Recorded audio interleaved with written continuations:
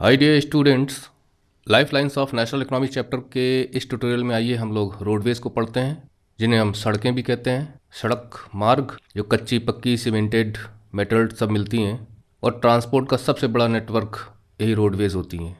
और कि बड़े से बड़े रोड नेटवर्क में इंडिया का नाम आता है, यानी India has one of the largest road networks in the world. अब चूंकि डेटा बदलते रहते हैं, लेकिन जब तक ये वीडियो बना रहा हूँ तब तक तो आपके बुक के अनुसार लगभग 56 लाख किलोमीटर तक की लंबी सड़कें हमारे यहाँ हैं। मीन्स सारी सड़कों की जो लेंथ अगर हम मिला लें तो रोडवेज है प्रिसीडेड रेलवेज। इसका क्या मतलब हुआ? इसका मतलब ये हुआ कि रेलवेज बाद में आई हैं, रोडवेज पहले थी। अरे भाई, ये तो बहुत बाद आई हैं, ये तो टेक्नोलॉजिकल डेवलपमेंट है ना। और रोडवेज तो जब टेक्नोलॉजी नहीं थी तो भी लोग चलते थे, तो सड़कें ही बन जाती थी उनके लिए। और एक तो रोडवेज रेलवेज को प्रिसीड करती, मतलब उनके पहले थी। और इसके अलावा रोडवेज का एज है, मतलब रोडवेज के कुछ अपने प्लस पॉइंट्स हैं रेलवेज के ऊपर। That is why we say कि roadways have edge over railways. और ये एज ईज को लेके है, मतलब आसानी से हम यहाँ पे दीज आर एक्सेसिबल ईजिली। और साथ ही साथ इन्हें बनाना आसान होता है और इनका मेंटेनेंस भी आसान होता है, दैट इज़ ईज। और रोड ट्रांसपोर्ट की इम्पोर्टेंस बढ़ती ही जा रही है वीज़ावी रेल ट्रांसपोर्ट की अपेक्षा। इसे आप समझते भी होंगे। स्कूटी लेके आपको निकलना है तो आप रेलवे ट्रैक पे नहीं जाओगे। और इसके कुछ रीजंस दिए गए हैं कि why we are saying so. एक तो construction cost of road is much lower than that of railway lines. समझ गए होंगे, आपकी कॉस्ट कम आती है। और रोड्स कैन ट्रैवर्स, मतलब कि ऊबड़ खाबड़ रास्तों पे, ऊंचे नीचे रास्तों पे रोड्स बनाई जा सकती हैं। That is roads can traverse comparatively more dissected, कटे फटे इलाकों से रोड को गुजारा जा सकता है। अनड्यूलेटिंग टोपोग्राफी, वही कहीं पे ऊंचा, कहीं पे नीचा, कहीं पे ऊंचा, कहीं पे नीचा, कहीं कटा फटा है, अंदर से सड़कें निकालनी है। को दिखा देता हूँ, यहाँ पे एक इमेज है, ये देखिए, ये हिली ट्रैक है और इस पे से रोड गुजारी गई है। This is undulating. अब रेलवेज को इतना मोड़ दे के निकालना आसान नहीं है। और टोपोग्राफी, वही जो पृथ्वी की सतह पर जो भी पर्वत पठार मैदान, ये सब टोपोग्राफी में आ जाते हैं। Roads can negotiate higher gradients of slopes, तो वही है, रोड्स जो हैं ग्रेडियंट्स ऑफ स्लोप का मतलब जो स्लोप्स के बीच में जो डिफरेंस देखने को मिलता है, कहीं पे ऊंचाई ज़्यादा है, कहीं पे नीचाई ज़्यादा है, उसे आसानी से नेगोशिएट कर सकती हैं। मतलब रोड्स इजली मैनेज कर सकती हैं इन स्लोप्स को। रेलवे के लिए डिफरेंट है कि आपने रेल को ऊपर उठाया फिर नीचे एकदम डाल दिया, ग्रेविटेशनल पुल के कारण रेल कितनी तेज़ी से दौड़ उठेगी। तो इसलिए जो माउंटेनस एरियाज़ होते हैं वहाँ पे रोड्स कैन ट्रैवर्स, जैसे हिमालयाज़ में सड़कें बनाई जा सकती हैं। तो टोपोग्राफी के हिसाब से स्लोप ग्रेडियंट हो या अनड्यूलेटिंग टोपोग्राफी हो या डिसेक्टेड पार्ट्स हों, वहाँ से रोड को गुजारा जा सकता है। ये बहुत बड़ा प्लस पॉइंट है। और रोड ट्रांसपोर्ट इकोनॉमिकल भी होता है, ट्रांसपोर्टेशन ऑफ फ्यू पर्सन्स। अगर कुछ लोगों को जाने की बात है तो रोड ट्रांसपोर्ट इकोनॉमिकल भी है कि आपकी पर्सनल गाड़ियाँ हैं, आप उसमें, यानी you can take few people. Buses हैं, उसमें सफ़र करते हो तो और सस्ता पड़ जाता है। लेकिन बहुत ज़्यादा लोगों को सफ़र कराना हो तो फिर रेलवे ट्रांसपोर्ट की ज़रूरत है। तो कुछ लोगों की बात हो या थोड़ा बहुत सामान ढोने की बात हो, वो भी थोड़े डिस्टेंस के लिए, छोटे डिस्टेंस के लिए, ज़्यादा डिस्टेंस के लिए तो फिर रेल ठीक रहेगी। तो वहाँ पे भी रोड्स का एज है रेलवेज़ पे। और इसके अलावा डोर टू डोर सर्विस के मामले में तो रोड का कोई जवाब ही नहीं है। आपके घर तक सड़क जाती है, रेलवे लाइन थोड़ी जाएगी। तो जब सड़कें कहीं पे भी निकाली जा सकती हैं, जहाँ तक लोडिंग अनलोडिंग हो रही है वहाँ तक ले जाया जा सकता है, चाहे वो पोर्ट हों, चाहे वो रेलवे स्टेशंस हों, सड़कें तो ले जाई जा सकती हैं ना। तो इसलिए इस वजह से door to door service provide करने में सड़कों का जवाब नहीं है। लोडिंग अनलोडिंग की कॉस्ट कम होती है। अब जैसे मान लीजिए आपका घर बना हुआ है और यहाँ पे टर्मिनल है, तो यहाँ पे लाके सामान उतार दिया गया। अब यहाँ से ढो के लेके आप आओ, और रोड्स अगर आपके यहाँ तक गई हुई हैं तो आसानी से गाड़ी सीधा आएगी, आपके दरवाजे पर उतार देगी। अब यहाँ पे आप उतारो, फिर यहाँ से लदवा के यहाँ तक लेके आओ, तो कॉस्ट बढ़ेगी नहीं बढ़ेगी? तो कॉस्ट का भी मामला। इसके अलावा जो रोड ट्रांसपोर्ट है ना, एक फीडर के रूप में भी काम करता है। वो भी किसके फीडर के रूप में काम करता है? अदर मोड्स ऑफ ट्रांसपोर्ट, क्योंकि एक लिंक प्रोवाइड करते हैं रेलवे स्टेशन और सी पोर्ट्स के बीच में, एयरपोर्ट्स के बीच में। फीडर का मतलब सप्लायर, जो सप्लाई लिंक के रूप में काम करे। जहाँ जितनी एनर्जी की ज़रूरत है, किसी चीज़ की ज़रूरत, उसको सप्लाई करे तो वो फीडर कहलाएगा उसके लिए। तब जैसे रेलवे स्टेशंस हैं, एयरपोर्ट्स हैं और पोर्ट्स हैं, यानी कि जहाँ पे शिप्स आकर रुकते हैं, सामान उतारते हैं, लोडिंग अनलोडिंग होती है, तो यहाँ पर सड़कें जा सकती हैं। एयरपोर्ट तक सड़कें जाती हैं और रेलवे स्टेशन को भी सड़कें कवर करती हैं। यहाँ पे रेल खड़ी होती हैं, यहाँ पे एरोप्लेन्स खड़े होते हैं और यहाँ पे जहाज़ खड़े होते हैं। अब ये आपके दरवाजे तक नहीं जा सकते। तो आप यानी पीपल को और डिफरेंट डिफरेंट प्लेसेस को कनेक्ट करने में लिंक का काम करती हैं रोड्स। और भारत में रोड्स की 6 कैटेगरी है, वो भी उनकी कैपेसिटी के अनुसार है। मतलब these classifications are on the based of capacity, उनकी क्षमता के आधार पर कि वो उनके मेंटेनेंस और कितना ट्रैफिक को कैरी कर सकती हैं। तो look at the map of national highways and find out about the significant role played by these roads. अरे भाई, लाइफ लाइन्स हैं और क्या सिग्निफिकेंस हो सकती है। जगह जगह कनेक्ट करती हैं, पैसेंजर्स एंड गुड्स के मूवमेंट में मदद करती हैं, इकोनॉमी की हेल्थ के लिए ज़रूरी हैं, फास्ट इकोनॉमी के लिए ज़रूरी हैं। तो अभी हम मैप देख लेंगे। इसके अलावा सबसे पहले गोल्डन क्वाड्रिलेटरल सुपर हाईवेज़। जी हाँ, ये अटल बिहारी वाजपेयी की जो गवर्नमेंट थी तो उनका ड्रीम था। ये चतुर्भुज बनता है, क्वाड्रिलेटर बनता है, तो उसको भी हम मैप में देखेंगे। तो ये गवर्नमेंट ऑफ इंडिया ने लॉन्च किया था, ये 2001 में लॉन्च किया गया था। ओके, तब वाजपेयी की गवर्नमेंट थी और 2012 में ये लगभग लगभग पूरा हो गया।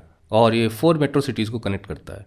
आप समझ गए होंगे, दिल्ली है, मुंबई है, चेन्नई है एंड कोलकाता।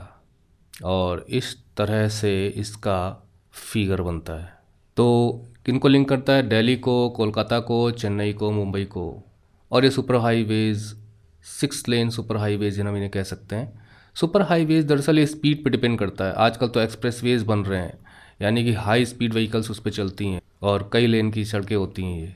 तो दिल्ली से शुरू होकर फिर दिल्ली आप पहुंच जाइए, इस तरह का नेटवर्क है ये। और इसी में नॉर्थ साउथ कॉरिडोर भी है जो श्रीनगर यानी जम्मू कश्मीर से लेकर कन्याकुमारी तक लिंक करता है। ईस्ट वेस्ट कॉरिडोर है, मतलब कि नॉर्थ साउथ हो गया एक और ईस्ट वेस्ट हो गया। ये कॉरिडोर्स हैं, गलियारे हैं, मतलब यहाँ से यहाँ मूव कर सकते हो, यहाँ से यहाँ मूव कर सकते हो। ईस्ट वेस्ट में ये सिलचर और पोरबंदर को कनेक्ट करता है, ये गुजरात में है, ये असम में। ये भी इसी प्रोजेक्ट के अंदर ही कवर होते हैं। और इन सुपर हाईवेज़ का जो ऑब्जेक्टिव था वो था कि टाइम रिड्यूस करना है और डिस्टेंस रिड्यूस करना है इन मेगा सिटीज़ के बीच में। आप समझ गए होंगे कि इधर उधर मुड़ते जुड़ते जाने से अच्छा है कि कोई एक डायरेक्ट रोड बनाई जाए, वो भी सुपर हाईवेज़ हों तो उस पर आप एक बार स्टार्ट हो गए तो आपको रुकने का नहीं है, आप स्पीड से जा सकते हो, तो टाइम भी कम होगा और डिस्टेंस भी बचेगा। अच्छा, इन्हें बनाता कौन है? तो national highway authority of India. 1977 में इसकी स्थापना हुई थी और ये मिनिस्ट्री मंत्रालय, ministry of road transport and highways के अंतर्गत ये NHAI काम करता है। और अगर हम मैप में देखें तो देखिए क्वाड्रिलेटरल फॉर्म हो रहा है ना, ये ऐसे करके ऐसे करके ऐसे करके ऐसे करके ऐसे करके, और ये देखिए क्वाड्रिलेटरल आपका फॉर्म हो गया। दिल्ली, मुंबई, चेन्नई एंड कोलकाता। और ये है आपका ईस्ट वेस्ट कॉरिडोर, ये जो आप देख रहे हैं, ठीक है, ये आपका हो जाएगा ईस्ट वेस्ट कॉरिडोर। और ये हो जाएगा आपका नॉर्थ साउथ कॉरिडोर, है ना। कनेक्टिविटी गजब की है। ये रहा आपका पोरबंदर, ये रहा सिलचर, और ये रहा श्रीनगर, हालांकि अभी ने थोड़ा सा बढ़ाया गया है, और ये रहा आपका कन्याकुमारी। इसके अलावा तमाम जाल बिछाई हुआ आप देख रहे हैं। उसके बाद आते हैं नेशनल हाईवेज़, मतलब कि राष्ट्रीय महामार्ग। तो national highways link extreme parts of the country. अब एक्सट्रीम पार्ट्स का मतलब ये है कि देश के दूर दराज के इलाकों को कनेक्ट करते हैं, और ये हमारे यहाँ की प्राइमरी रोड सिस्टम से, मतलब you will find them more and more. लंबी दूरी के रास्तों को तय करना हो तो आप कहीं ना कहीं किसी नेशनल हाईवे पे चल रहे होंगे। और इन्हें, इन सड़कों को बिछाता कौन है, मतलब इन्हें बनाता कौन है और इन्हें मेंटेन कौन करता है? Central public works department.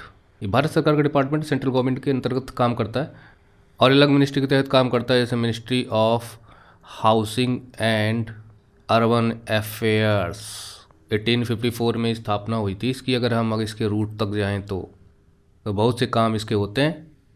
खाली रोड ही नहीं है, ब्रिजेस भी हैं, बिल्डिंग्स भी हैं, सेंट्रल गवर्नमेंट के ऑफिसेज और उनकी जो गवर्नमेंट बिल्डिंग्स होती हैं सब बनाता है ये CPWD। लेकिन मैं आपको यहाँ बता दूँ कि जो NHAI है वास्तव में नेशनल हाईवेज़ के लिए ये जिम्मेदार है। अब यहाँ पे CPWD दिया गया है क्योंकि national highway authority of India जो सड़कें बनाता है तो उसमें CPWD भी मदद कर देता है। लेकिन आपकी बुक में लिखा गया है तो आप यही आंसर लिखोगे कि laid and maintain by central public works department. और बहुत से नेशनल हाईवेज़ बनाए गए हैं, north south east west directions में दौड़ते रहते हैं।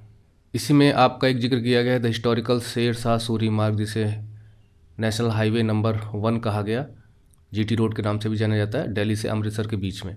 हालांकि अब जो नेशनल हाईवेज़ के जो नंबर्स हैं वो चेंज हो गए हैं, नॉर्थ साउथ इवन और ईस्ट वेस्ट ऑड नंबर से अब जाने जाते हैं। लेकिन चूंकि आपकी बुक में है तो आप इसे यूज करो। ये देखिए ये एक्सप्रेस वे है। एक्सप्रेस वे का मतलब ये है कि इस प्रकार से हाई स्पीड गाड़ियाँ दौड़ती हैं और इस तरह से जंक्शन देखने को नहीं मिलता कि भाई गाड़ियाँ आ रही हैं, इधर से आ रही हैं, बीच में चौराहा हो गया, इस तरह से नहीं होता इसमें। अब देखिए इस रूट पे किसी को आना है तो यहाँ से आके ऐसे मिल जाएगा, इस तरफ से किसी को आना है तो ऐसे आके यहाँ मिल जाएगा। तो रैम्प्स का यूज़ होता है। और यहाँ पे क्वेश्चन दिया गया है कि आप बताइए कि जो नेशनल हाईवेज़ हैं उसमें 2 और 3 किन को लिंक करते हैं। तो देखिए जो नेशनल हाईवे 2 है ना, ये तो दिल्ली से कोलकाता को लिंक करता है, और जो 3 है ना, ये आगरा को मुंबई से लिंक करता है। अब देखिए ये दिल्ली है और यहाँ से जो 2 है ये चला गया है कोलकाता तक, और जो 3 वाला है ये आगरा से शुरू होके और पहुँच जाता है मुंबई तक। ये देखिए ये 3 ये सब जो भी आपको नंबर नज़र आ रहे हैं ये सब नेशनल हाईवे नंबर्स हैं। और अगर नीचे देखें तो ये है सबसे बड़ा जो लंबा नेशनल हाईवे है, ये 7 लिखा गया है। अब इसे NH44 कहा जाता है। और सबसे छोटा है एर्नाकुलम से कोची, जो कि लगभग 6 किलोमीटर का है।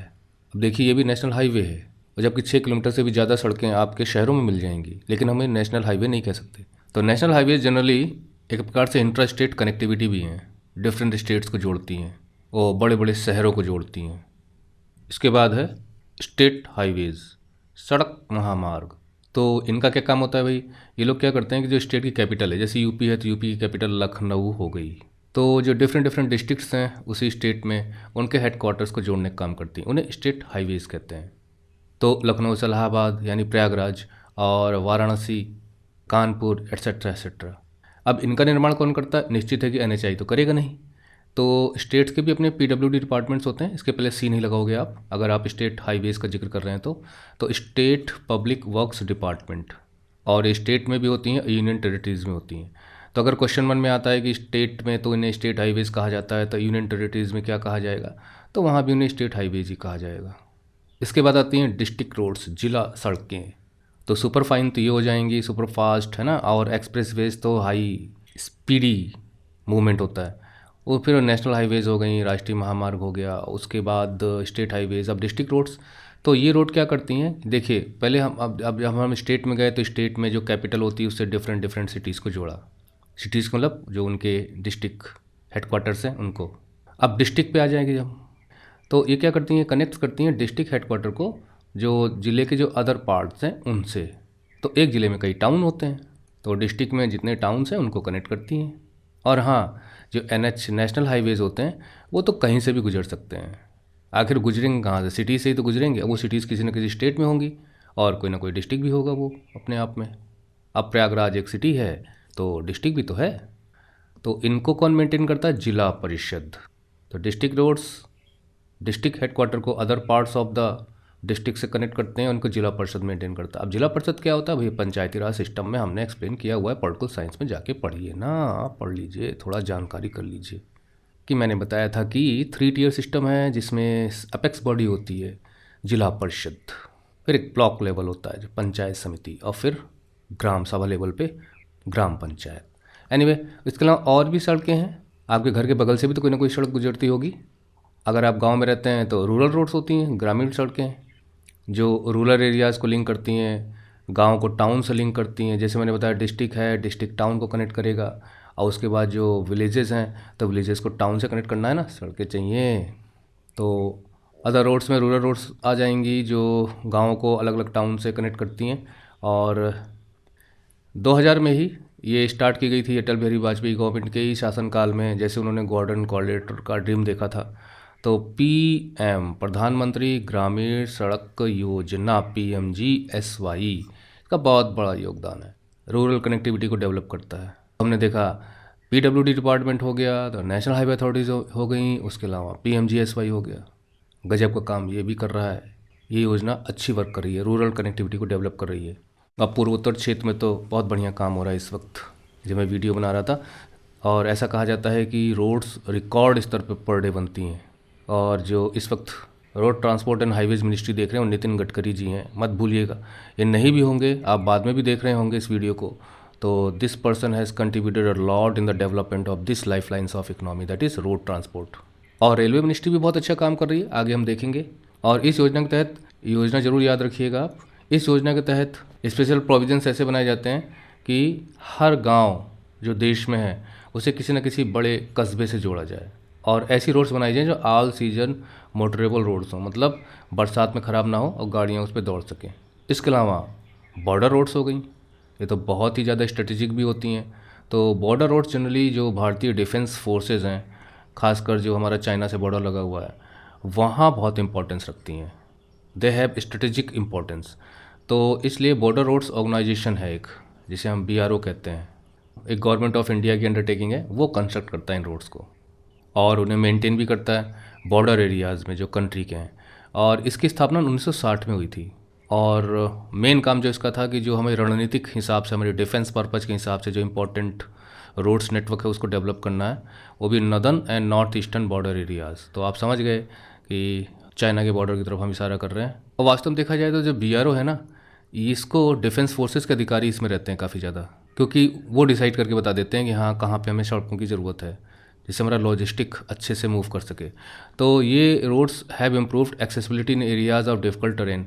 और उसके अलावा जो वहाँ पे रहने वाले लोग हैं उन्हें तो मदद मिलती है। तो डिफ़िकल्ट टेरेन का मतलब जो बहुत ही ऊबड़ खाबड़ पहाड़ी इलाका है, जहाँ तक पहुँचना मुश्किल हो, वहाँ पे रोड्स डेवलप की जाती हैं, लोगों की पहुँच वहाँ तक बनाती हैं। और इसने इकोनॉमिक डेवलपमेंट भी इस एरिया में बढ़ाया है। देखिए बहुत सीधी सी बात है कि इकोनॉमिक डेवलपमेंट कैसे बढ़ता है। अगर रोड्स बनी होंगी तो उस पर जब गाड़ियाँ दौड़ेंगी तो निश्चित है कि सप्लाई चेन हमारी डेवलप होती है, यहाँ से सामान आसानी से वहाँ पहुँच सकता है, लोगों का मूवमेंट होगा, तो मार्केट से मार्केट के बीच में कनेक्टिविटी डेवलप हो जाती है। जब सड़कें ही नहीं होंगी, लोगों का मूवमेंट ही नहीं होगा, तो लोग कैसे मार्केट तक पहुँचेंगे और मार्केट का सामान कैसे यहाँ तक पहुँचेगा। अब आप ऑनलाइन बुक करो कोई सामान, अब आपने पिन कोड डाला, भाई वहाँ तो नहीं पहुँच सकते। और अगर रोड्स बनी हैं तो हाँ पहुँच सकते हैं। इकोनॉमिक एक्टिविटी का ही मतलब होता है कि जहाँ पर इनकम जनरेशन रिलेटेड कोई ना कोई एक्टिविटी होती है। तो दुकानें भी डेवलप होंगी, वहाँ के लोगों के लिए स्कूल बनेंगे, गाड़ी मोटर दौड़ेंगी, किराए पे भी गाड़ियाँ दौड़ेंगी, टैक्सी दौड़ेंगी। बहुत अच्छा नेटवर्क डेवलप होने पे निश्चित है कि ये इकोनॉमिक डेवलपमेंट होता ही है। तो ये देखिए मैंने आपको ऑलरेडी दिखाया था, ये नॉर्थ ईस्टर्न बॉर्डर रोड है, अरुणाचल प्रदेश का हिस्सा है ना, चाइना से लगता है। अब देखिए ये रोड्स ना होती तो कैसे मूवमेंट हो पाता। और रोड्स का एक क्लासिफिकेशन और है, वो क्लासिफिकेशन है जो मटेरियल यूज़ किया जाता है रोड को, कंस्ट्रक्शन मटेरियल के आधार पे भी रोड का क्लासिफिकेशन है। तो मेटल्ड एंड अनमेटल्ड। तो जो मेटल रोड्स हैं वो सीमेंट की बनी हो सकती हैं, कंक्रीट की बनी हो सकती हैं, और बिटुमेन ऑफ कोल, जिसे आप कोलतार कहते हैं, उसकी भी सड़कें ज़्यादातर आपको गिट्टी की सड़कें मिलती हैं, वो मेटल रोड है, मतलब कच्ची सड़कों का अपोजिट।